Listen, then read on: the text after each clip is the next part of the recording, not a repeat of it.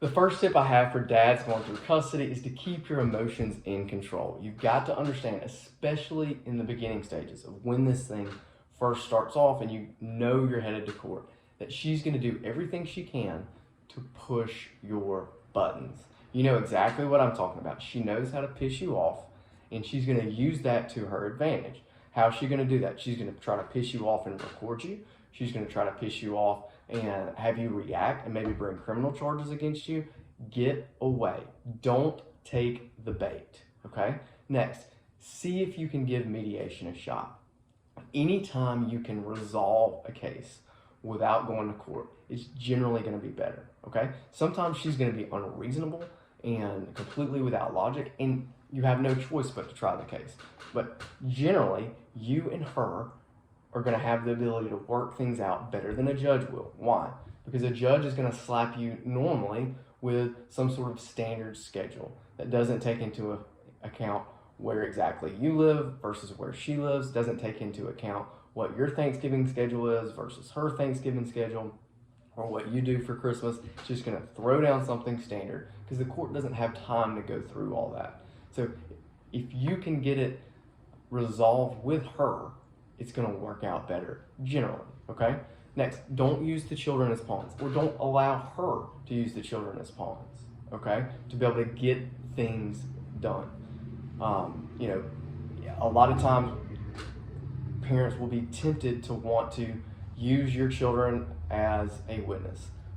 Do the best you can not to do that with your kids. Your kids are going to be, it's going to mess them up, okay? It's going to put them in a position where they're having to choose parents. Going to put them in a position where they say something about this parent, it pisses off this parent. It's not fair. Do the best you can, unless you absolutely have to, unless they're a fact witness of some kind, to keeping your kids off the witness stand. In fact, just keep them out completely. Unless they're older teenagers, their opinion is really not relevant to what a judge has to say, generally. So asking them where they want to live, what school they want to go to, those are not things that they necessarily need to be included in, especially as they're younger. Your parents probably love both of you. Don't put them in a position where they're having to choose. That's not fair to them, and it will scar them. Next, save up. Whether you like to hear it or not, it's going to cost money to go through a custody battle. Your lawyer is going to cost money. There's a filing fee. If you go to mediation, the mediator gets paid.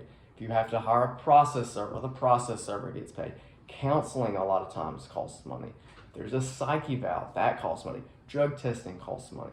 So make sure that you've got you a war chest for the time of when it comes. Next, don't trust anyone for advice other than your attorney. Maybe your mom's been through custody battle before. So take her advice and listen to it, but understand that your attorney has more relevant experience, usually in front of this particular judge, or perhaps more relevant experience lately. So for instance, when I first started practicing in 2013, what standard visitation was for dads is completely different than what standard visitations are for dads are now. And so listen to your mom's advice from 2005 may not be that relevant. Or listen to your friends, the dad at work who says, hey, I got 50-50 custody. That may not be relevant here. It may be a different county. The facts may be different. When you're telling your friend the facts of your story, you're probably leaving out the bad facts. So again, trust your attorney. You chose your attorney. Put your trust in them. Next is see if you can resolve as much as you can without going to trial. So for instance, if you guys agree on that each of you should have week on, week off, but can't agree on where the child can go to school, just try the issue of where the child goes to school. You don't have to try the whole case. That way you're saving time, you're saving money on attorney's fees, you're saving stress, you're not having to bring up dirty laundry. Settle as much as you can. Or maybe you can settle the divorce part, the money part, and can't just settle custody. At least settles some things. Next, let time do its work. Time always makes a difference in that if you give time for her to mess up, maybe during that time she'll get a DUI. Maybe during that time she'll say something to the children that's concerning for the guardian ad litem or for the judge. Maybe during that time, the kids change their mind and they're teenagers about where they want to live. As they get older, they may want to live with dad. So be patient. And I know that's hard to hear when it's your life, but it's good advice.